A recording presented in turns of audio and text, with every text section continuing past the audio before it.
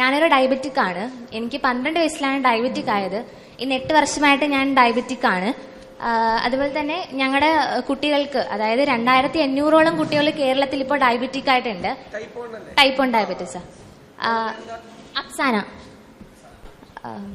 Sir, ഞാനിപ്പോ പറയാൻ വന്നത്, നമുക്കിപ്പോ കേരളത്തിൽ ഞാൻ ചോദിക്കട്ടെ, അതിന് നമ്മളെ ഗവൺമെന്റിന്റെ കാലത്ത് ടൈപ്പ് 1 ഡയബറ്റീസ് ഉള്ള കുട്ടികൾക്ക് മരുന്നുകൾ കൊടുക്കുന്ന ഒരു സ്കീം ഉണ്ടായിരുന്നു, മിഠായി. ഇപ്പൊ ഉണ്ട് സാർ. പക്ഷേ ഞങ്ങളിപ്പോ 1 വർഷമായിട്ട് ഞങ്ങൾക്ക് മരുന്ന് കിട്ടുന്നത് വളരെ ഗുണമേന്മ കുറഞ്ഞ മരുന്നാണ്.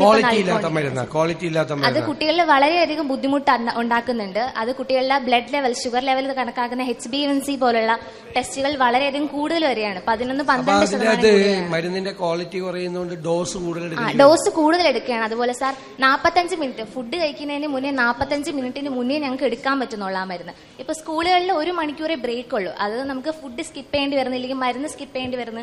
കുട്ടികൾ വളരെയധികം ബുദ്ധിമുട്ടുണ്ടാക്കുന്നുണ്ട്. കൂടുതൽ എടുക്കേണ്ടി വരുന്നുണ്ട് സാർ. ഞങ്ങളിപ്പോ രാവിലെ ഷുഗർ ചെക്ക് ചെയ്തിട്ട് ഞങ്ങൾക്ക് ഫുഡ് കഴിക്കാൻ പറ്റുന്നുള്ളൂ. ഷുഗർ ചെക്ക് ചെയ്ത് ഫുഡ് കഴിക്കുന്നതിന് മുന്നേ ഇൻസുലിൻ എടുത്ത് അങ്ങനെ ഒരു ദിവസം കടന്ന് കൊണ്ടുപോകുന്ന കുട്ടികളാണ് ഇത്രയും 2500 കുട്ടികളോളം ഉള്ളത്. ഞാൻ അവരെ പ്രതിനിധീകരിച്ചാണ് ഇവിടെ നിൽക്കുന്നത്. അതുപോലെ സാർ, ബ്രിട്ടിൽ ഡയബറ്റീസായിട്ട് കുട്ടികളുണ്ട്. അവർക്ക്, അതായത് കേരളത്തിൽ 14 ജില്ലകളിലും ബ്രിട്ടിൽ ഡയബറ്റീസ് കുട്ടികൾക്ക് പലർക്കും ഇൻസുലിൻ പമ്പ് ലഭിച്ചിട്ടില്ല.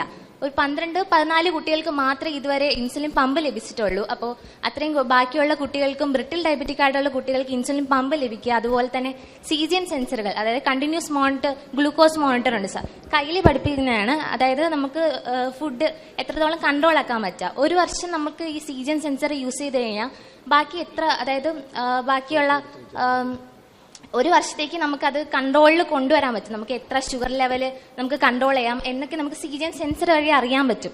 അത് എത്രയും പെട്ടെന്ന് നൽകി കഴിഞ്ഞാൽ അത്രയും നല്ലതാണ്. അതുപോലെ തന്നെ ബാക്കി റൂറൽ ഏരിയാസ് ഉള്ള ജില്ലകളിൽ ഈ എൻഡോക്രൈൻ ഡോക്ടേഴ്സ് ഇല്ല.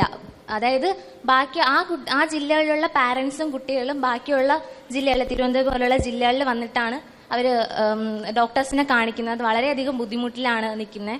അഫ്സാന പറഞ്ഞ മിഠായി പ്രോജക്റ്റില് അത് നമ്മുടെ ശ്രദ്ധയിൽപ്പെട്ടിട്ടുണ്ട്. ഉമ്മൻചാണ്ടി സാറിന്റെ കാലത്ത് കൊണ്ടുവന്നതാണ്.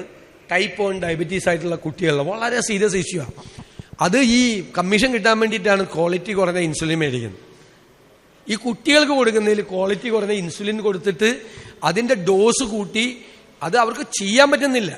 ഒരു ക്വാളിറ്റി ഇല്ലാത്ത ഇൻസുലിനാണ്. ക്വാളിറ്റി ഇല്ലാത്ത സാധനം മേടിക്കുമ്പോൾ കമ്മീഷൻ കൂടുതൽ കിട്ടും. അതുകൊണ്ടാണ്. അപ്പോൾ ഉറപ്പായിട്ട് അത് പരിശോധിച്ച് നല്ല ക്വാളിറ്റിയുള്ള ഇൻസുലിൻ വേണം.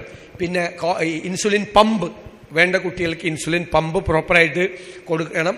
പിന്നെ പല ജില്ലകളിലും എൻഡോക്രൈനോളജിക്കുള്ള ഡോക്ടേഴ്സ് ഇല്ലാത്തതിൻ്റെ അഭാവം പറഞ്ഞിട്ടുണ്ട്. അത് നമ്മുടെ ശ്രദ്ധയിൽപ്പെട്ട കാര്യമാണ്. ഏറ്റവും പ്രയോറിറ്റിയോടുകൂടി ഇപ്പോൾ സുകുമാരൂടെ ഉണ്ട്, അവർ അന്നത്തെ കാലത്ത് കൊണ്ടുവന്നതാണ് ആ സ്കീം, മിഠായി എന്ന് പറയുന്ന സ്കീം.